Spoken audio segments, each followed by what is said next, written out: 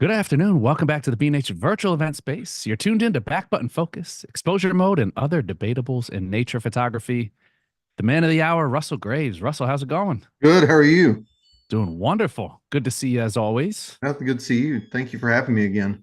Of course, we love you here. As if you guys haven't gotten to know Russell on our channel, head over to our YouTube page where you can watch this and all of our other recorded live content.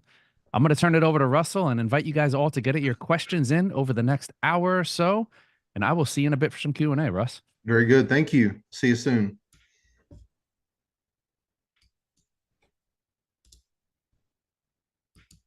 Hey, Derek, I don't know if you can hear me, but I know this is a little awkward, but oh, there we go. Got it? Yep. There we Perfect. go. We see it Okay. popping up. I couldn't share my screen for a second, so There we go. there we go. We're good to go. Hey, welcome everybody. My name is Russell Graves. I'm coming to you live from beautiful Hackberry Farm near Dodge City, Texas. I'm so thankful that spring has come around. I think it's my age showing, but there was a time when I was younger that I used to really like the cold weather, and I still like the cold weather when I know I'm going there. But as far as my day-to-day living, kind of like it a little bit warmer. And we had a fairly short winter and an early spring this year, so I'm thankful for that. So everything's greening up outside. It's beautiful. We've had a lot of rain, and the frogs are chirping when you go outside, and so it's a great day to be outside. But today, I'm inside with you and glad to be. Always thankful to do these webinars for B&H Photo, and always glad that the audience is attentive and has a lot of good questions. And one of the things I want to tell you before I begin is I'm usually not a very controversial person. So whenever I came up with this topic, back button focus, exposure mode, and other photography debatables and wildlife photography, it's really kind of given in the sense when I do all these photography workshops and I take people to all these cool places and we're driving around from spot to spot in a van and we're usually bringing up things in conversation. These are some of the things that I hear people talk about a lot that they kind of friendly debate about what's the best way to go. So in that spirit, that's what we're talking about today. But look, I'll be the first one to say I don't have all the answers. I've always famously said that it's not like we're solving all the world's problems by pressing a button on a camera. We're just out to have fun, take some really neat pictures and inspiring locations, and learn a little bit along the way. So that's what this presentation today is in the spirit of. And one of the things that I always talk about to people, my students included on workshops, is photography is kind of like if you look at this as Apple Maps off my phone. And so the big blue dot is where I live right here in Northeast Texas. But if I wanted to go to Broken Bow, Oklahoma, which I'm going later on today, I can I can get directions from here to Broken Bow, Oklahoma, and it'll give me three different choices from which to choose. But what do all three choices do? They get me to the same place. And that's a pretty good analogy for photography and some of the things we're going to talk about today. There's a lot of different ways you can accomplish the same thing, whether you're talking about the act of photography when you're in the field, or whether you're talking about just the post processing. And that's the beautiful thing. I mean, I encourage people all the time that my way is my way. It doesn't mean it's the right way. It doesn't mean it's the wrong way. It's just my way. And so I encourage people to figure out what your way is and really get good at your way. Because I think the path to being really good at photography and the path of being real successful at photography, not from a business standpoint, but just from an enjoyment standpoint, is just figuring out what your path is and just repeating over and over and over again. The greatest hitters in the sport of baseball, they know if they're consistent in their swing and they have the same mechanics every single time they swing, their batting average goes up. Golf is the same way. Just about any kind of activity you do, the best of the best, they figure out what their way is, the way that their mechanics of their body work the most efficiently, and then they just repeat the same moves over and over and over again. It's just called fundamentals. And to me, photography is exactly the same way. There's a lot of fundamentals in photography, and there's a lot of different things you can learn. So just learn your path and then stick to your path, and everything will turn out over and over again. And believe me when I say this, it'll increase your enjoyment of the activity. So as we talk about these things, since this is kind of a one-way conversation now, make sure you pop those questions into the chat and the Q&A, and we'll get those addressed at the end of this presentation. So we'll have plenty of time for questions and answers, because I want to hear what you have to say about some of these things. I'm going to tell you what I think about them, but I really love to hear what other people have to say. Because again, there's no right or wrong answers. It's just your way or my way, and that's the beautiful thing about photography. And so number one, and I hear this a lot, are tripods and wildlife, or let's change wildlife photography. Let's say nature photography. Are tripods and nature photography outdated? And I think the answer is absolutely not. And the reason for that is simple. The reason why people say tripods are outdated because these cameras now, and I don't know the whole numbers because every camera is a little bit different, but they've got, it all started out in the original days of photography, and I've been shooting pictures for a long time. I got my first camera when I was 16. I'm 54 now. I got my first camera when I was 16, started taking pictures in earnest of just rural life, the things that I grew up a mile from where I live, the farm I live on now. And so all the stuff I see around me today is the stuff I grew up taking pictures of. And I grew up uh, taking pictures of flowers and wildlife and cattle and the people who work the land and all those things. Did it on film, did it with that old Vivitar camera that had screw mount lenses. And so I've been doing it for a while.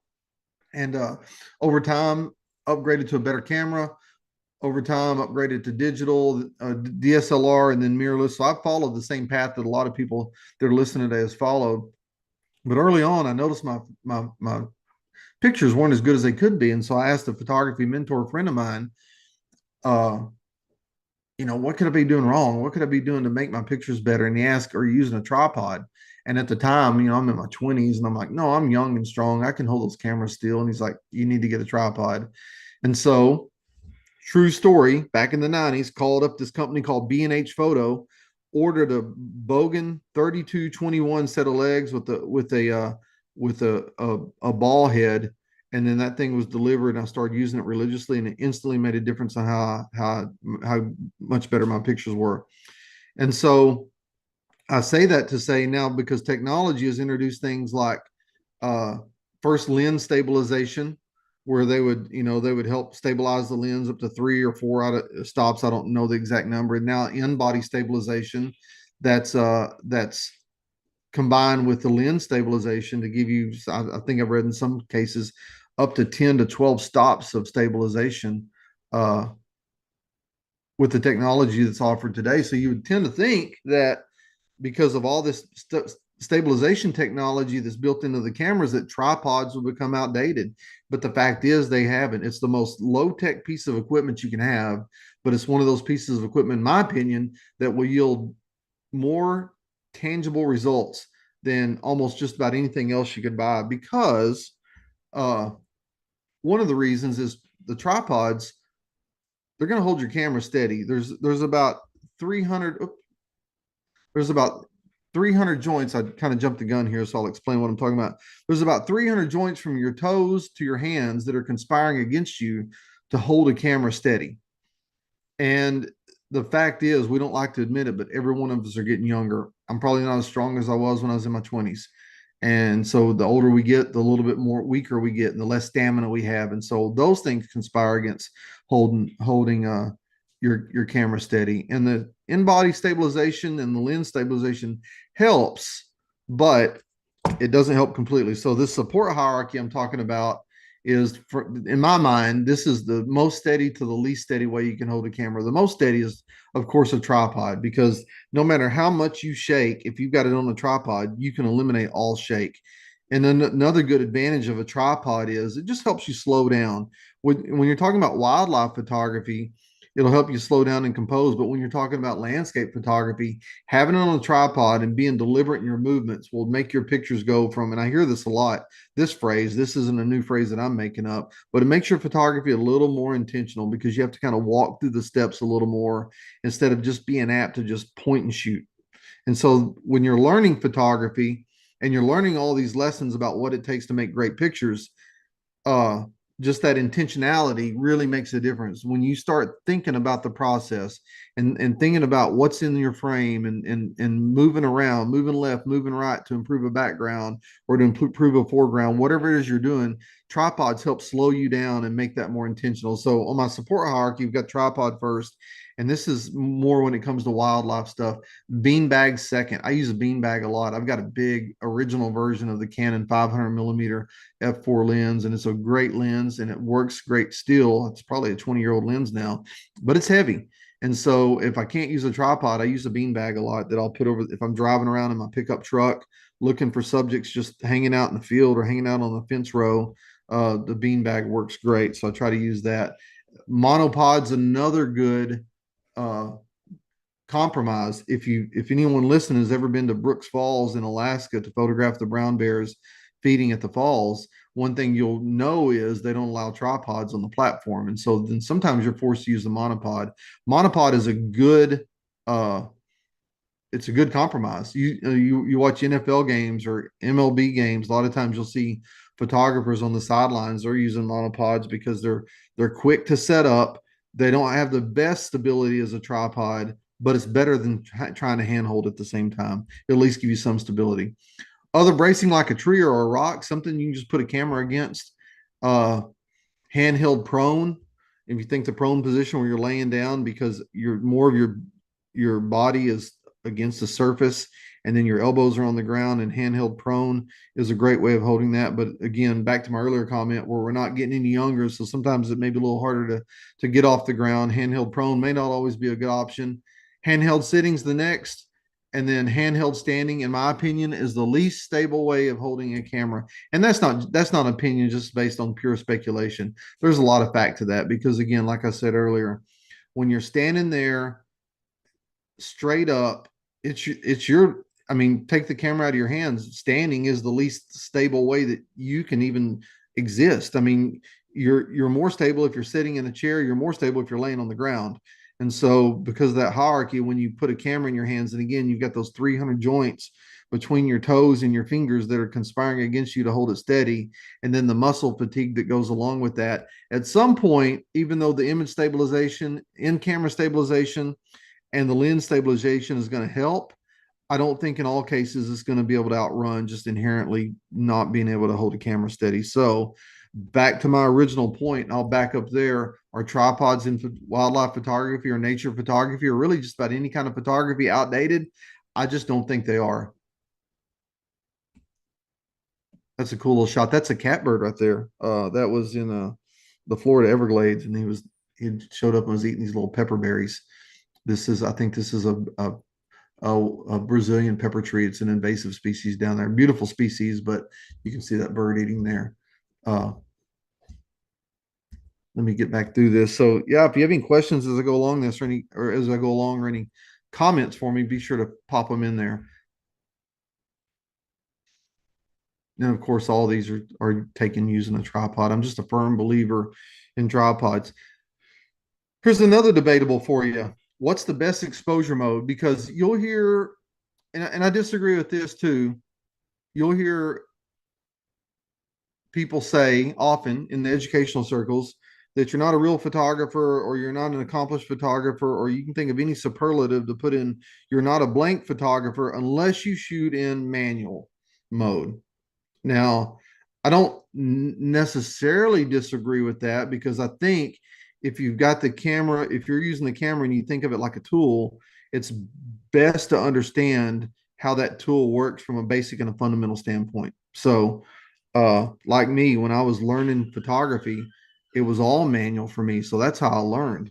And one thing that shooting in manual really did for me was it taught me to really understand shutter speed, understand ISO, and understand aperture, and how all three of those things play against one another to create a proper exposure that you're going to get in the field.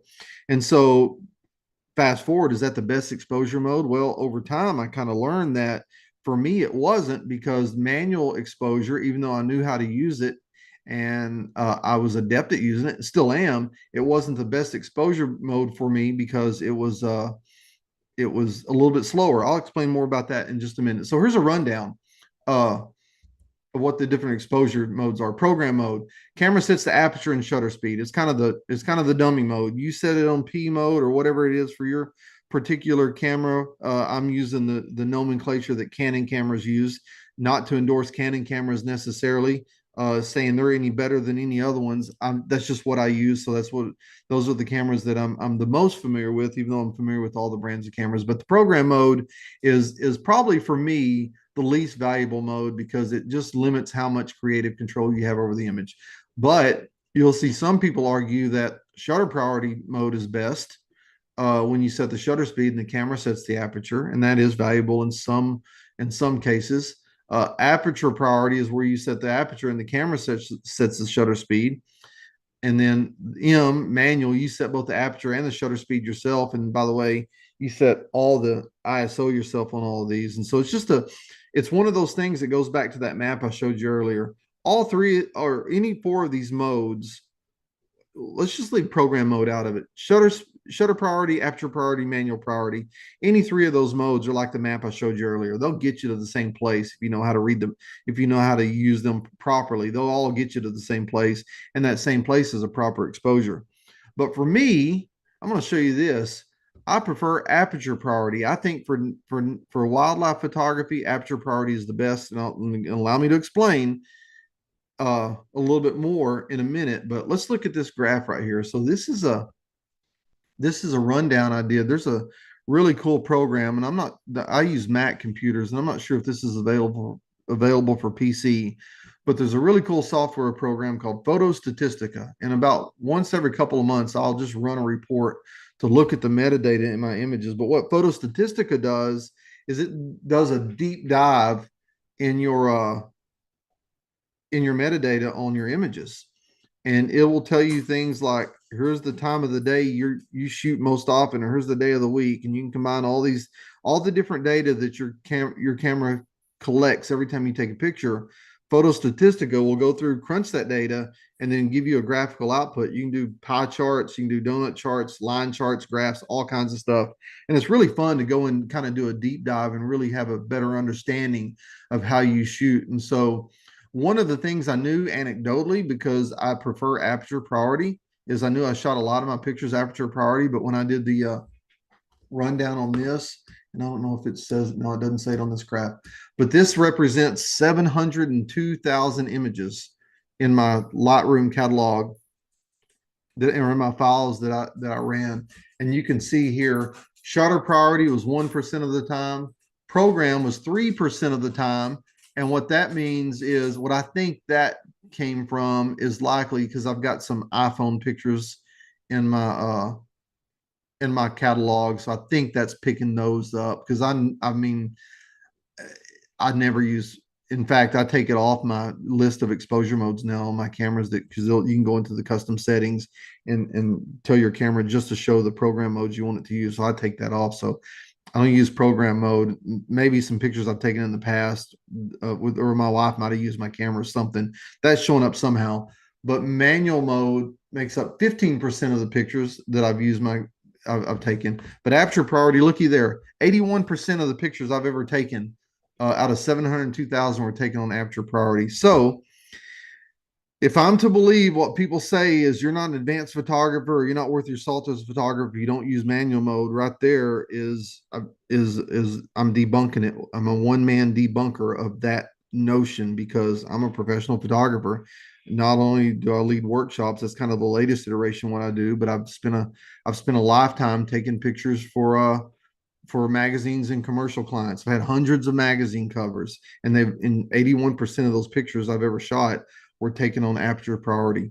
And the reason for why I think the aperture priority is the superior mode for shooting pictures of wildlife is because it's a time saver. You know, one of the things about shooting pictures of wildlife, you got to be ready for the action. And so for me, and again, this is my view, it's not universal. I'm not saying this is the only way you have to shoot, but for me, and the way I work is, if I can have one less dial to turn when the action's starting to unfold in front of me, the fewer mistakes I make. And so really, when I set my camera up for action, I'll set the ISO, and I'll talk about in a minute why I'm not a fan of auto ISO. I'll set the ISO. I'll set the aperture already, because one of my signature looks I try to achieve is, and the reason why I shoot a 500 millimeter f4 is I love the way the out of focus areas look in those pictures. So I'll open my aperture wide open, say f4, f5.6. And then because that I choose the ISO, I choose the aperture. And because I've got it on aperture priority, the camera selects the shutter speed that matches what I've already dialed into it. So when the action happens in front of me, all I've got to do is raise the camera to my eye, and the camera's pretty much ready to go. Now I may have to do exposure compensation a little bit based on sort of the overall scene of the image, but I've done that enough. Most time I can I'm pretty good about sort of reading a scene and knowing where I need to set the camera before I get there when I'm dialing in the exposure compensation. So again, for me, it's about speed, and it's about making fewer mistakes. If I can automate one of those three steps in the exposure triangle, if I can set the aperture and the ISO and let the camera do the heavy lifting on the shutter speed and let it figure out what the shutter speed ought to be, then it makes me faster, number one, and it eliminates my chance of making mistakes, number two. Now you may say, well, you can accomplish the same thing with shutter priority. So in other words, you set the shutter speed and let the camera determine the aperture, and you set the ISO, and you can do that. But the issue I have with that from my standpoint, my personal aesthetic is I like to set the aperture because I really want that background to be out of focus. And if you look at a lot of the pictures I take, you can see it in these pictures as we're going through there. I just really like to have a wide open aperture. Picture on the left is a little bit different because that was shot with the 16 millimeter lens. So it's got a inherently has a little more depth of field. That was shot with a camera trap, by the way, at 4 a.m. As that big buck cruise past. But as you look at these pictures, you'll notice that aesthetic that I really like of the background being out of focus. Now for nature photography, that's probably where most of my manual stuff is. I tend to switch over to manual when I'm not nature photography. When I'm doing landscape photography, I tend to switch over to manual. And so I think that particular exposure mode is valuable as well. We talked about all this. I kind of jumped ahead on my conversations. And again, in wildlife photography, I think backgrounds are critical. They're all sort of part of that part of that tapestry that makes up beautiful images. I think one of the reasons why I've had so many magazine covers in my life is I was able to crack the code and figure out what the editors liked, and to be able to kind of replicate that same formula over and over again. And what they liked were really creamy backgrounds that you could put text on top of that wouldn't distract from the subject of the image. And for me to do that is I've got to select the aperture. I got to tell the camera what aperture I'm going to use. And then I talked about all this where it saves me time, and I'll just let the camera kind of do its thing. And the cameras are pretty good. They're not the cameras are pretty good at getting the shutter speed. The even though they're getting better, the metering modes in these cameras are still fallible in the sense that sometimes they get fooled, like like a scene like this where you've got a kind of a middle tone animal. It's just got a little bit of white in it, but kind of just a typical bird or typical mammal that's in bright light, but it's got a real dark background. Most of the time, no matter the camera, no matter whether it's Nikon, Canon, Sony, Olympus, whatever, the camera will see this scene and not get it right because it tries to bias to the dark background. And since all these cameras are calibrated to the middle gray, 18% gray, if you think about your histogram, you got the blacks on the left and the whites on the right, 18% grays right in the middle. So they all try to take everything back to the middle. Well, if in nature photography, everything's not right in the middle. You have scenes like this quite often. And then so typically a camera, when it sees this scene, and my cameras did exactly that, and that's how I knew how to react to it. When a camera sees this scene, it will tend to overexpose the image. It wants to bring out more detail in the background. Well, one of the things I like to teach is you've got to expose for who the star of the show is. In the background, although a supporting character in this little movie is not the star of the show, the roseate spoonbill is the star of the show. So I exposed for that. So I had to tell my camera, because it was trying to overexpose it or add light, I had to minus exposure compensation or take light away in order to get that right. Another thing I've learned from Photo Statistica, when you're using things like exposure compensation, uh, I learned from the 85,000 pictures that I've used exposure compensation on in my library. Almost 90% of the time, it's either usually overexpose the stop or underexpose the stop on exposure compensation. So it tells me the camera meters are getting pretty good. They can get close, but they're still not perfect at it. And the inverse of this is true. If there was an animal on like a snowy background, and we've all done this before. We've all taken pictures in the snow where the snow looks gray and muddy, and that's because the camera's underexposing the picture in that case, and it's just trying to push everything back to that middle, that 18% gray.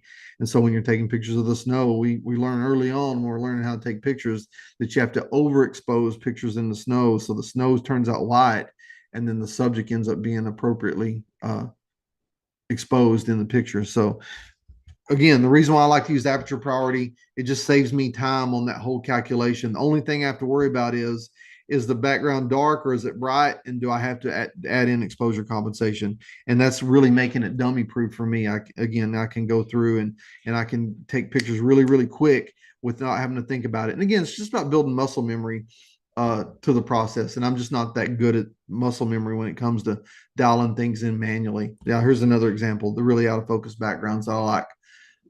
Number three debatable that I hear a lot when we're kind of driving around in the vans and discussing these things in our photo groups from time to time is auto ISO. Are you a fan or not? And I believe that auto ISO, the way I shoot, I'm just not a fan because even though I'm not a complete control freak, there's some things I like to control. I feel like my sweet spot on my ISO is usually between 400 and 800. I think that's where my cameras sort of work the best, and that's the good trade-off between a high enough ISO where you can get a high enough shutter speed in most cases to freeze action when it comes to doing wildlife photography. But auto ISO, I'm not a fan, and the reason, it's pretty simple. If you're shooting on a priority mode like I do, I just showed you 81% of the time I shoot on aperture priority. But if you're shooting on one of those priority modes, the auto ISO fights against you when you try to make changes using exposure compensation. And so, in other words, and I think it probably does the same thing on manual too. Well, I know it does the same thing on manual now that I think about it. So, in other words, if your camera is, you've got a bright background like this water here, and you're trying to overexpose the picture a little bit so you get some detail in the subject, and then the background is supposed to look what it's supposed to look like. Anytime you make a change on your exposure compensation, then your ISO moves to try to compensate. So it's your camera fighting you when you're trying to dial these different exposure adjustments in. It's your camera trying to fight you to say, no, this still needs to be, I still need to expose it this way. The most important tool you have in your arsenal when it comes to doing outdoor photography, whether it's wildlife or nature or just taking pictures of anything, is the thing that's in your noggin. And because a lot of times when you're using exposure compensation and you're trying to purposefully underexpose or overexpose a picture, whether you're shooting manual or one of the priority modes, your camera is going to be telling you this isn't right, but you've got to just trust your instincts and trust your knowledge of the medium to know that it is right. I can tell you, I did a little demonstration the other day. It's kind of cool where I just had the same light source and had the same subject in every picture. So the light source didn't change, the camera settings didn't change, nothing about the scene changed, but I had poster board for a background, and I used a green poster board for the first background, which green is kind of neutral tone. It's not black and it's not white. It's somewhere right in the middle. And then you take the green out and you add a black background to it, and all of a sudden the shutter speed changes. Nothing else has changed. The subject's the same. The lighting source is the same. Everything's the same, but because the background changes, it changes the shutter speed, which is when you've got a dark background, you can take this to the bank. The camera is almost always going to overexpose the picture. When you've got a bright background like snow, the camera is almost always going to underexpose the picture. And the same thing proved true. I took the black background out, put the white background in. Nothing else changed, but the shutter speed changed because the camera is trying to compensate for it. Now, if you're shooting on one of these priority modes and you use ISO instead of the shutter speed trying to move, if you've got it all dialed in manual, the aperture is going to start moving, which when the aperture moves, it either makes it more sensitive or less sensitive to the light input you're giving to the camera. And so because of that, I'm not a big fan of auto ISO. To me, auto ISO is akin to priority mode, which that's just the control I don't want to give up. So I tend, and I know you can limit the auto ISO, but I tend to just set my ISO static, set the aperture static, let the camera decide what the shutter speed ought to be, and then I can adjust using aperture or using exposure compensation from there. And so again, I just in an attempt to learn it and an attempt to be a better teacher for my students, I've used auto ISO before, but again, I'm not a big fan because I think it fights against you way too much when you're trying to properly expose an image in the outdoors. And so on that same, in the same regard, the way I shoot, these are the settings that are changed from the least to the most. I changed my aperture the least.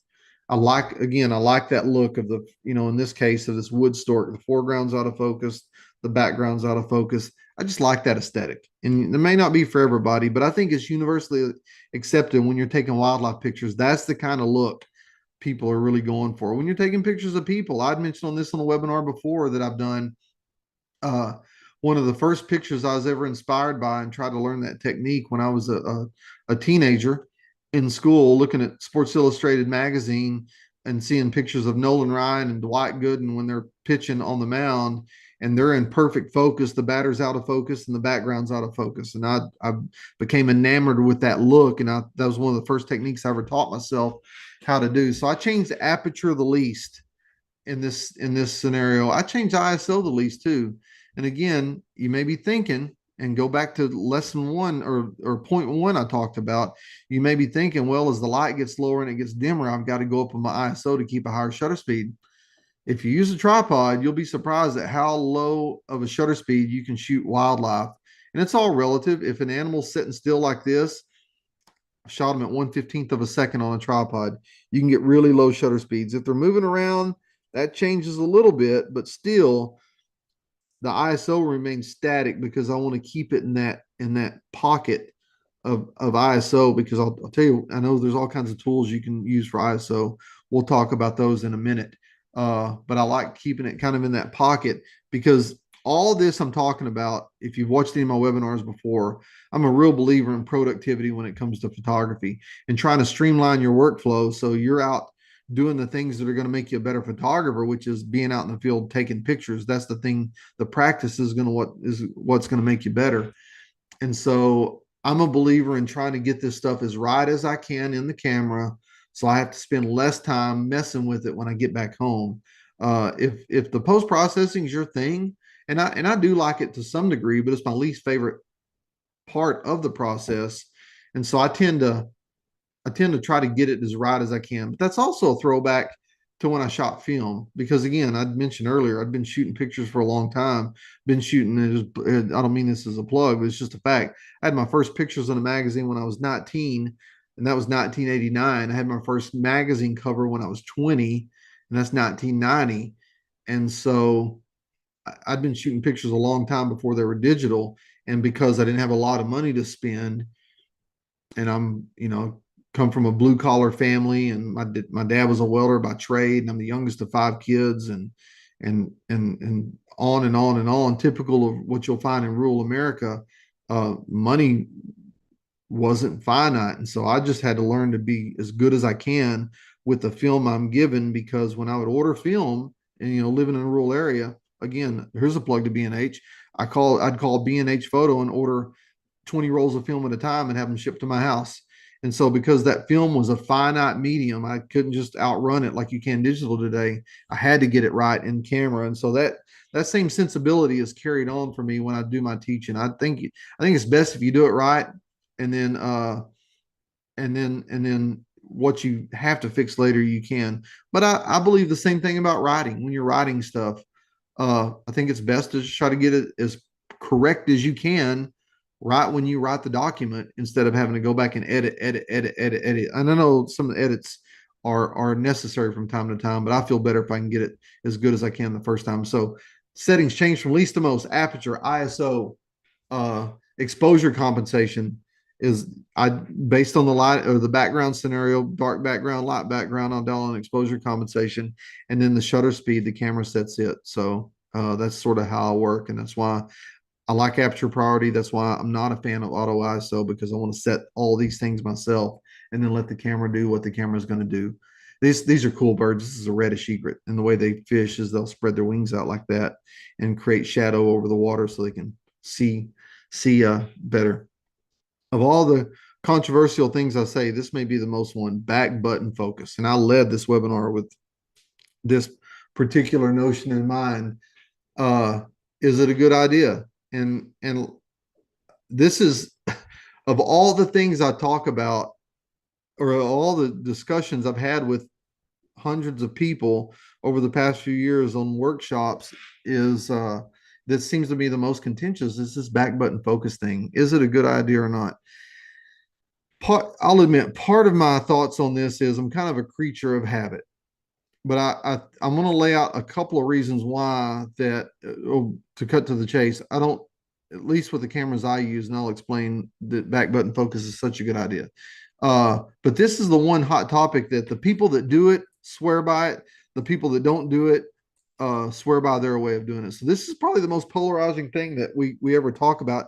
Again, it's all in good fun and good natured conversation. But if you don't know what back button focus is, this is my Canon R5. You can see how all the dust in the viewfinder. I use these cameras. They're made to use and not sit on the shelf. But if you look on the back of these cameras, the autofocus, they've got an autofocus button on the back, and you can set up your settings where that to make a camera focus, that's, you've got to push that button to make it work.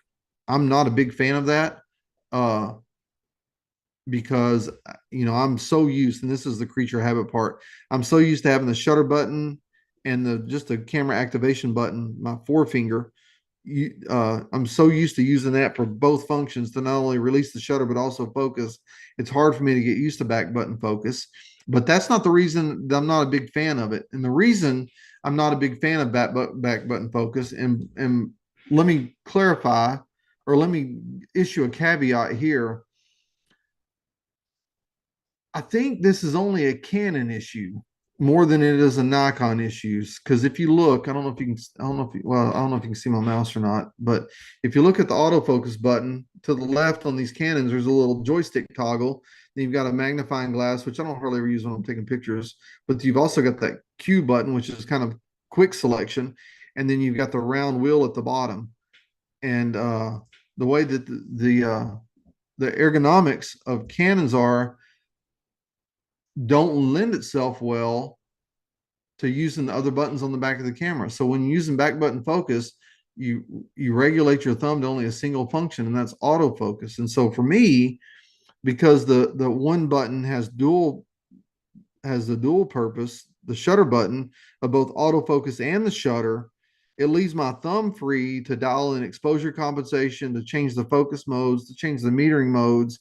I can do all that on the fly because with my thumb, I've still got access to all of these different functions that my camera can do and all these different settings I can change. If I switch it to autofocus, if I switch it to back button focus, then I've got to take my thumb off the focus to be able to make any changes. And then I may miss action when I do that. So that's the reason I'm not a big fan of autofocus, of back button focus. I mean, now one thing that's different, and I say this may be only something that's relegated to Canon, because and it's the way, and it's also goes in line with the way I shoot, because I do use exposure compensation, and I do use that big wheel on the back of my Canon camera to change that. If you shoot a Nikon, that's not even an issue, because with Nikon, the exposure compensation is by the shutter button. That's where you change it. And so, and I think with Sony, it's even in a different place. I'd have to look back on that. I can't remember off the top of my head. Maybe if you guys that are listening shoot Sony, you can tell me that. So it's Sony. I mean, with Nikon, all of a sudden back button focus may make sense because you may not be changing as much stuff with your thumb on the back of the camera. So that's my caveat on back button focus. With the Canon cameras I shoot, and I've shot Canon cameras. I told you I started with Vivitar. I moved to Minolta when Minolta was still a brand. And then right before I switched to digital, I went ahead and switched over to Canon cameras. And then from Canon, I just went from the DSLR camera, or not the DSLR, the SLR cameras. They used to have the film cameras. I shot Canon film cameras for a while, and eventually started using their digital cameras. So I've just stuck with Canon the whole way. But as my photography technique has improved and I've started using these different tools, especially now with mirrorless, where there's so much you can change. I like the ability of using my thumb where I don't have to take my eye off the viewfinder, and I can use my thumb to use not only the quick settings button, but also use the joystick and the big round button on the back to be able to change all that stuff on the fly. And while I'm changing it, I can still maintain autofocus and still be able to fire pictures while I'm doing all that stuff. So that's the reason why I'm not a big fan of back button focus. But if uh if your workflow and your camera workflow, if that's something you're used to and that muscle memory is built in, by all means go for it. So I again, back to that map I showed you earlier, there's a lot of different ways to accomplish the same thing. I just can't accomplish what I want to accomplish most efficiently by using back button focus. But I think with Canon cameras, if you shoot Canon, there's an alternative, because on the front of the camera, which was typically relegated to the depth of field preview, I think that's what that button used to do. Anyway, there's a button on the camera that hardly anyone ever uses, especially depth of field preview. Now that you can do exposure simulation on these mirrorless cameras, I have found, and this is anecdotal, it's not scientific, I found that most people don't even use these buttons on the front of their cameras. And so a good alternative might be, if you don't want to use back button focus and you don't want to use your shutter, the shutter release finger, your index finger for focus, this is right below your ring finger, and that may be a good alternative to program that button to make it focus for you. So I've used that some. It seems to work okay. I don't know. I still kind of preferred going back to using my index finger to do both the shutter and the autofocus at the same time. So more pretty pictures. Love birds, as you can tell. Think they're pretty. That picture on the left right there of that anhinga, to me, if I could draw a background on every picture of mine that looked like that, there's just so nondescript, but it's so creamy and it's just a nice looking shot and it helps the wildlife stand out. That's the kind of background I would draw up for every picture I took of wildlife. I just love the way those backgrounds look. And again, that's why I shoot aperture priority, because I set the aperture, I decide what that background is going to look like, and I set the ISO and let the camera set the shutter speed. Okay. Last thing, I think this is the big one here. The use of artificial intelligence or AI tools in photography. And this is just kind of came up in the past few months. Is it appropriate? Is it not appropriate? And I'll just tell you right up front, I don't know. I mean, I think it can be argued in some ways, since we've been using digital photography, in some ways we kind of been using some sort of artificial intelligence to manipulate photos.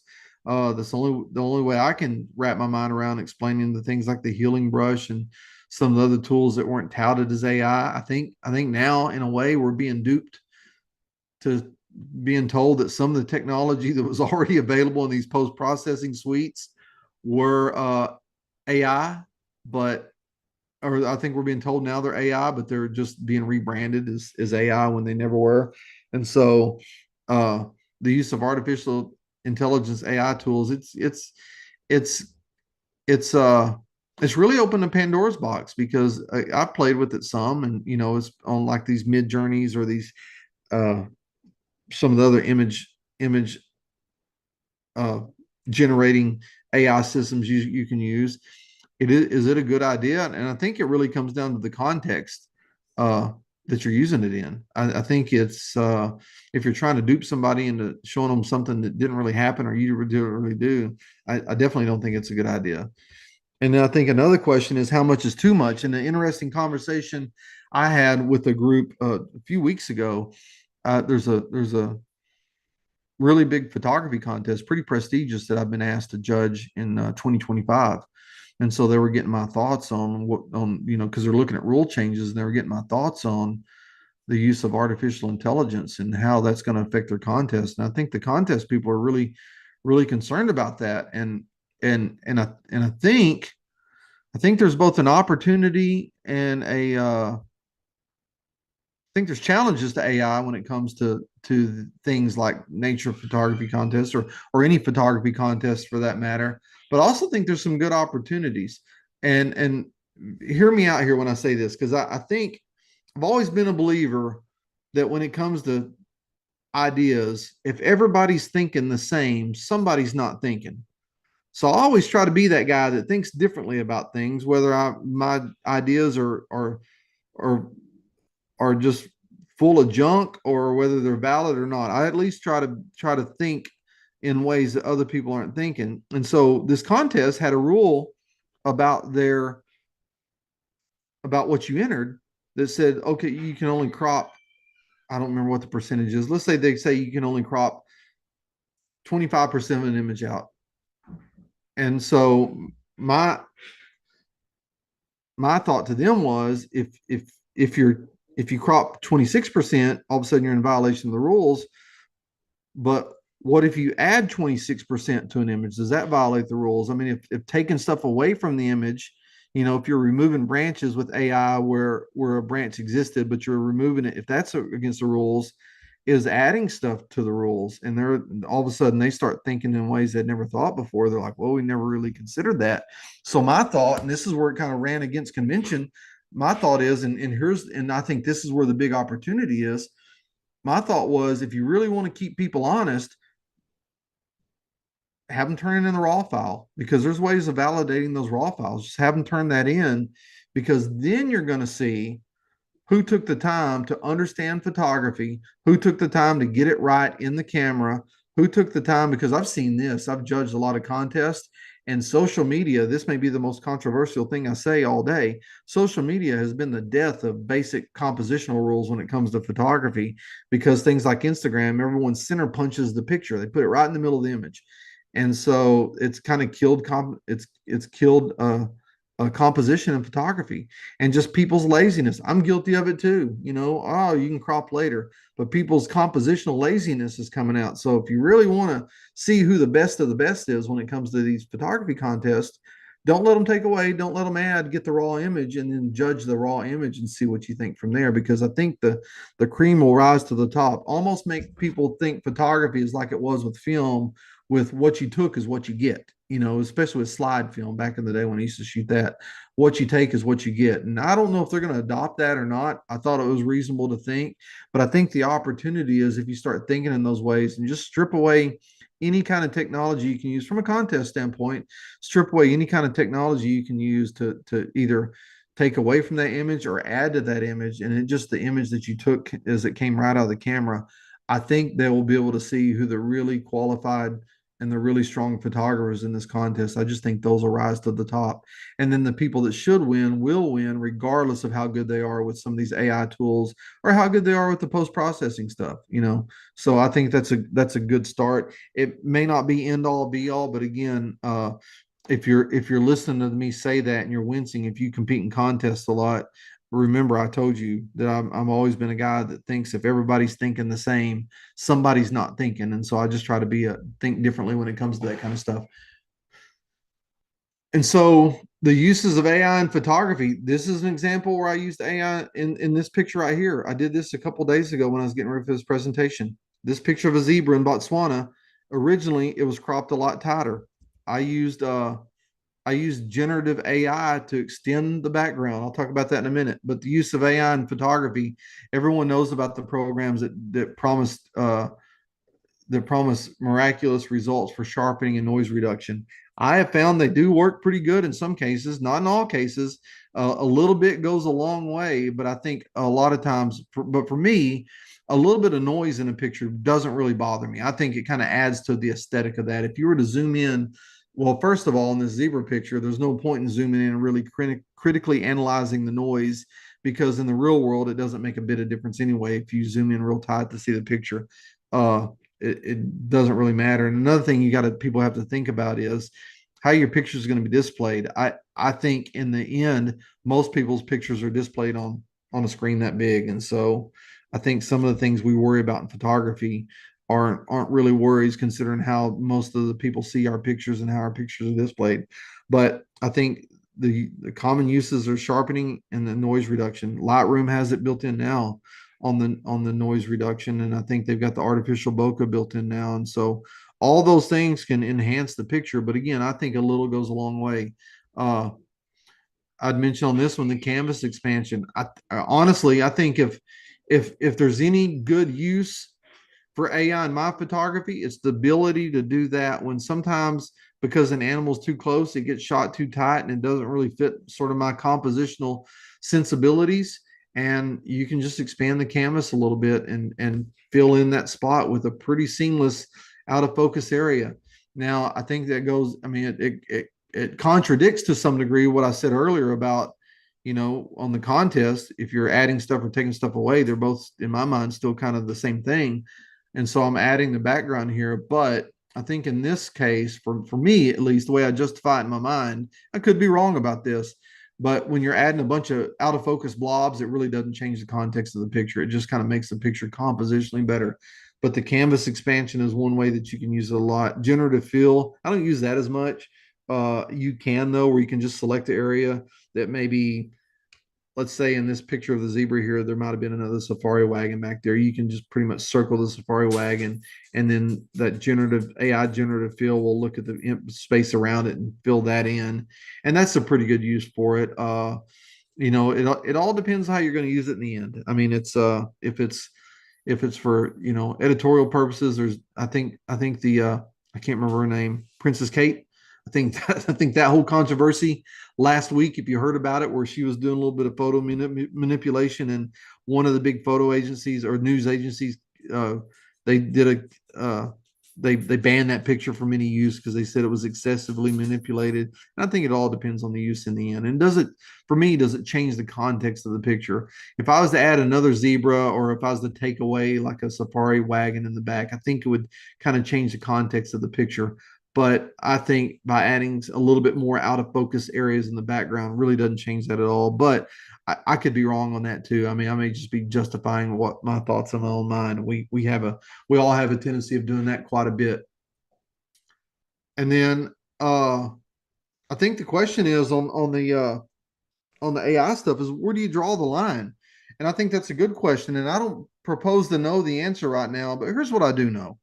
And here's what I think. One of the at least this is the way I think, and the people with whom I associate think this way too.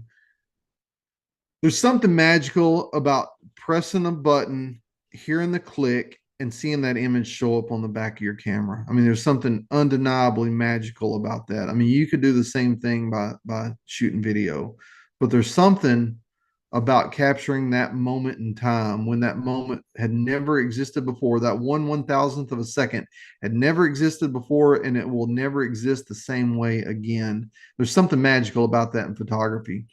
And so there's something to be said about experiencing that, whether you're taking pictures at the top of your game or not, and you're just learning. There's something magical about being out, being amongst like-minded people, or being solo and just doing something you love. I mean, truthfully, most of my photography takes place when I'm by myself. And I am someone told me a long time ago that if your vocation and avocation are the same, you're a blessed person. And I've been immeasurably blessed, because when I go out to take pictures, when I've got two ways I go out and take pictures. I go out and take pictures where I get hired to do so, and I'm feeding my family and buying all the things I need to buy to run the business and do all those things. And then when I'm out just trying to have fun and doing something for a hobby, I do photography as a hobby as well.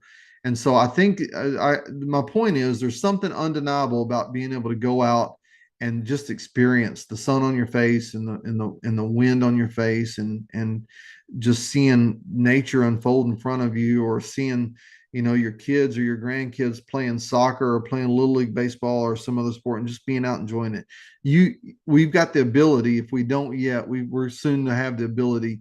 You can recreate all of that with a few keystrokes when it comes to using artificial intelligence and the image generators we have at our fingertips. But it's just not the same. And it will, as long as we're humans and we can experience human feelings and emotions, then no amount of AI will ever change the experience of just going out and doing that. So I think when it comes to where do you draw the line, I think there's no absolute answer. You draw the line where you feel most comfortable and where it's suitable for the way you're using your photography. But again, I think the big takeaway for that is just to go out and do it and enjoy yourself and have fun the whole way. And because when you see scenes like this, the big farm silos at night with the clouds streaking by, or the mama black bear in the spring, or even the icebergs up in Alaska, is just those things will stick with me forever. Just the experience of being there when I made those pictures. And I think, Derek, if you're there, I am ready for any questions that you have to throw my way. Oh, there you are. You're Derek on the spot right there. I'm back quick Yep. because we do have questions. It looks like a couple people are on the aperture priority and exposure compensation Uh-huh. thing. So, Okay. um, I West joining us says, could you discuss exposure compensation a bit more, how you use it? Yeah, so exposure compensation is a way that you can override, if you're using one of the priority modes, you can override what your camera says and be able to manually dial in an exposure compensation or an exposure adjustment to that. And so if we put this in the context of nature photography, if it's and it's really this simple. If it's let's say a white-tailed deer. A white-tailed deer is a middle tone subject. It's not black, it's not white. It's just the color of that is right in the middle of our histogram. And then you put that middle tone animal against a middle tone background, maybe a field or the sky, or a field of green, or a field of tan grass, or the sky, or whatever. The camera will almost always get that right when it's metering a scene like that. If it's a middle tone subject on a middle tone scene, the camera's, I'm going to say 100% is going to get the exposure right. However, as soon as that same animal with the same sunlight shining on it steps in front of a bunch of trees that are shadowy in the background, it throws the exposure off. The camera can't get it right because the camera doesn't know it's standing in front of shadow. It's just trying to make sense of all this range of colors and all these exposure values that it's seeing. And so, and this works like clockwork. You can set up an experiment in your own house like this, where you get a single light source by 3 pieces of poster board, like I talked about, black, white, and green, and then put a teddy bear or some kind of stuffed animal up and change the background and make a note of how it changes the exposure on your camera. If an animal's standing in front of a dark background, the camera is almost always going to tend to overexpose the picture. And so in that case, I know that, so I've got to dial in that exposure adjustment or exposure compensation. And so if the picture is, and it's as simple as this, Derek, whether I do it, I'll look at the picture and I think, oh, that picture's too bright. I got to take light away. And what's the universal sign for taking something away? Minus. So I dial in minus one stop on the exposure compensation. If I take a picture of a coyote in Yellowstone on the snow, the camera, because it's such a bright background, the camera is going to tend to underexpose it not almost every single time. Every single time, the camera will tend to underexpose it because it can't process. It's trying to push everything to the middle, to 18% gray point. And so because the camera overexposes it, underexposes it, I look at the picture and I think, that picture's too dark. I got to add light. What's the universal sign for addition? The plus sign. So I have to plus or add light back into it. So it's usually that dance when you're using exposure compensation. Again, all you're doing is adjusting what the camera says it ought to be. And it's typically only a +1 or -1. It's never hardly ever beyond those bounds at all in my experience. So I hope that explained it a little bit. But again, exposure compensation is just an easy way these camera manufacturers build into their cameras to override what the exposure says. You can do it manually. If the camera says that the shutter speed ought to be 1/100th of a second or 1/1000th of a second, you can always dial it manually because of the background to say, no, this needs to be 1/500th of a second. I need to add light to it. You can do that manually, but since I shoot aperture priority, I use the exposure compensation for that. So I don't know if that made anything clear, but I'll leave my email address in a minute if that gentleman wants to follow up with me. I'd be happy to explain it further. Perfect. And kind of playing off of that, Sharon just asked if you can talk about metering modes, because that kind of plays in also to the exposure compensation. Is how are you metering, and how does that affect exposure compensation or your exposure in general. So if you could, if you can give a recommendation or what you think for nature photography, what kind of metering mode do you usually use? So these cameras, they put in all kinds of metering modes, but in the interest of being efficient in the process, I hardly ever change mine at all. I mean, you can, technically you can use spot metering and just zoom in on one little spot in the scene and meter for that. And that's an effective way of doing it too, but it requires you to change it. And if you forget to change it back, we're talking before the show started about one of the one of the things I was telling Derek before the show started is I don't know why we spend all this money on cameras and they can't make it adjust automatically for daylight savings time because my camera times are never right. I wish there was a reset button on these cameras too that you could push and kind of reset it to your default settings. I know you can do the custom function, but I wish it was simpler than that. But you can dial into like spot metering, but I think it's called different things in different cameras, but like and Canon cameras, it's called evaluative metering. In Nikon, it's called matrix. I'm not sure what Sony calls their metering system, but I like using that metering system that kind of surveys the whole scene. And I think for me, that's just a quicker way of doing things because again, I just know intuitively, and it's all about building muscle memory and just trying to be quick at the process. I know I can do it intuitively. I can look at a scene and know when the camera is going to be able to get it right. But then again, I know if it's got a dark background or a bright background, the camera is going to get it wrong. And so the exposure wrong. So at that point, I'll just dial in exposure compensation to compensate for where the camera is not going to get it right. So I would pick again, Matrix and Nikon, evaluative in Canon. Gosh, I can't for the life of me remember what Sony calls it, but it's just that kind of general metering that's sort of it's not the center weighted, but it's the next mode that kind of takes in the whole scene or most of the whole scene, and it does a little bit better job of understanding the nuances of shade and tone within a scene and gets you closer to a better exposure right out of the camera without having to dial in any exposure compensation.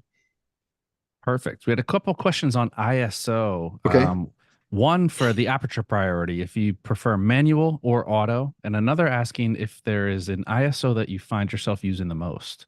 Yeah. So I talked a little bit about auto ISO. I'm just not a big fan of it because when you're trying to make exposure compensations on the fly, the auto ISO tends to fight against you. So for every every -1 in exposure compensation you dial in, auto ISO will put a +1. It'll just raise itself back up and fight against you on that. So I tend to use manual ISO, or not tend, I use manual ISO all the time. I'm not a big fan of auto ISO.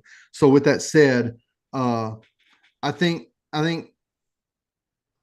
for me, kind of and I say this is an anecdotal. I use that photo statistica to learn this about my photography not too long ago, but uh, 400 to 800 is kind of my sweet spot where I like to be most of the time. Maybe even 400 to 1,000. I think the files look the best. They require the least amount of work when you get them back. And now I don't can't always be that way. And luckily for all of us, the cameras are getting so good at higher ISOs and being relatively noise free. I find myself using higher ISOs more and more these days. But in general, if I'm doing everything else right, if I'm using a tripod or some kind of solid support, like I said earlier, you'd be surprised at how low a shutter speed you can go to and still maintain a low ISO and still get good pictures of wildlife in the outdoors. It's a lot of the things that we're taught these days are all based around you got to have these super high shutter speeds because you're trying to outrun no offense to anybody, but you're trying to outrun your ineptitude and being able to hold the camera steady because so many people teach now that hand holding is the way to go. And I'm just not a believer in that. I think using a tripod is one of those things. It's low tech, they're inexpensive, but it'll make the biggest difference in the quality of your pictures in the long run. If you like sharp photos, that's really the way to go because it just expands the use of your camera beyond what's the 4-digit shutter speeds, thousands, 2500, 12500 and up. You can use those 1/60th of a second, 1/125th of a second. You're just able to use more of what your camera allows you to use if you use all these proper, fundamentally sound photography techniques when it comes to shooting pictures of wildlife.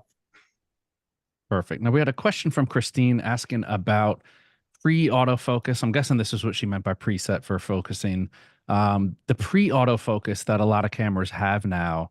If you have any experience with that, if you recommend it, how does that work with back button focus? If so, I'm not sure exactly what she's talking about on the pre-autofocus. I'm not sure. So again, I'll leave my email address if she's still listening. That she could, I can maybe we could do a little deeper dive into that, so I could help her out with that question.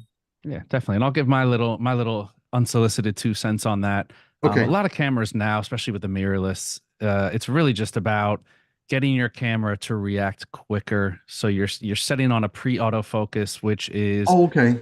going to Okay. use the Yeah. battery up more. I mean, that's why a lot of people won't use it. For tricky situations, it can be good. I think there are some situations. Do you lean on the side of technology, Russell, or are you more of a? I know there's a lot of people where it's like the technology is good, but it's only good in the right situations, and it can actually get in the way when it's Yeah. not the right situation. No, I think the technology is good. But I think it shouldn't be used as a crutch. It's a tool. It's if I need to drive a nail, my hammer is an invaluable tool to use, but I don't leave all the thinking to my hammer either. I try to do the thinking myself. But yeah, so to dovetail on the focus part, if this was indeed the question, that I'll say too, one of the things that you can help manage your battery on your mirrorless cameras, because I know they're getting, those are getting so much better too, but it's still a little bit of an issue. You still have to manage your batteries. Is all these, I say all of them, a lot of the telephoto lenses have focus limiters where you can set the lens where it only focus out to like 15 meters to infinity. And so, like, I'll use my 500 millimeter as an example. So let's assume the whole focus range is a 360-degree turn that internal lens has to make to focus. By turning that focus limiter on and only making it where it'll go from 15 meters to infinity, that lens may only have to turn a quarter of the way, the internal lens. And so it's a whole lot less motor movement that the lens has to turn in order to achieve autofocus. And the truth is, most of the time when you're using a telephoto lens to take pictures of animals, they're at least 15 meters away. So look at that focus limiter and try to find the one that's different for different lenses that goes from infinity to that number somewhere in the middle of that focus range, wherever it is on a different lens. And if you set it to that, that'll help manage your battery. It'll help achieve autofocus a lot quicker, and it'll just help make the whole speed up the whole system where you don't lose as many shots. If that Yeah. was the question. So Perfect. And Russell's gonna leave his email for you guys. So if you guys do want to reach out, I know that's something that a lot of time it's case by case. It all depends what camera you have. What are the settings that you do have available? Some of the cameras now you can program in faces. You can program in subjects to have your camera predisposed to lock onto that. So that might be something that's best handled on a case by case for those of you out there that do have a more specific question based on your own particular setup. You may want to reach out to Russell. Russell, we'll get to one more question here. okay. Thoughts on bracketing? Uh, yeah, I think for landscape, I bracket a lot more than I do for wildlife because the wildlife stuff is happening so quick. I try to my best to get it close. The beautiful thing about digital, if you're off a little bit, you can still fix it. But usually bracketing comes more when I'm shooting landscape shots. So I will do a lot of bracketing there when you have time to slow down and think about it, because landscape shots are notorious for having a bright area here or a shadow there, and you're just trying to, because the camera sees things in such a linear sort of fashion, there's not a lot of nuance in how the camera sees the scene. Bracketing is important just to try to get number one, get the exposure as close as you can to the way your eye sees it. And number two, if you decide to combine them later and make an HDR image, the bracketing is essential when you do that. So yeah, I'm a fan of bracketing. I use that a lot. Perfect. Well, Russell, I want to thank you once again for another great presentation. I think we got to get it up on the site, but we do have Russell scheduled for something we're going to be doing up on the upcoming eclipse. Mm-hmm. So that'll definitely be exciting and have some great information so that everybody can capture that the best they can possible. We're going to be here at Hackberry Farm, I'm knocking on wood right now, and everybody's sending out good vibes that we have clear skies that day. I'm But hoping. we're gonna have totality right over here at Hackberry Farm. So Awesome. four, We'll four, send that good four, energy out in the universe for you. yeah, 4.5 minutes of totality. So I'm pretty excited about it. I got to tell this real quick story. I remember when I was a little kid in elementary school, like maybe second or third grade. I can't remember exactly when it was. I'd have to go back and look. And there was an eclipse happening outside. It wasn't the as much totality as what we have now, but as I remember, it was a total eclipse that we were having in Texas. And our teacher, can't remember our teacher's name, but I remember what she said, took us outside and we're all looking up at the eclipse. And she said, take a good look at that because it'll be 2024 before this happens again. And I remember thinking to myself, I'm going to be an old man when that happens. May not even make it that long. And then lo and behold, here we are. It happens in what, 3 weeks? So Coming I'm, up I'm quick. I'm really looking forward to it. So it's going to be a fun time. We're having a little eclipse party for everybody here in the neighborhood. I say the neighborhood. I live out in the country, but all of our neighbors that live fairly close to us, we're going to have them over and going to have my parents over. They're in their mid 80s, so I'm looking forward to that because that's something that they normally would never slow down to see. But I told them the other day that you're coming to my house for the eclipse, so it's going to be a lot of fun. Awesome. Well, we can't wait either. So we'll send that good energy out for everybody so that everybody can get a glimpse of this. Make sure you guys start getting your cameras set now. It's not just your eyes you want to protect. You do want to protect your cameras as well. So don't Practice. wait. Don't wait to get your gear for that. Yep. Well, Russell, huge thank you to you. We'll see you in a matter of weeks. But until then, this has been another rendition of the B&H Virtual Event Space. Catch y'all next time. Thank y'all.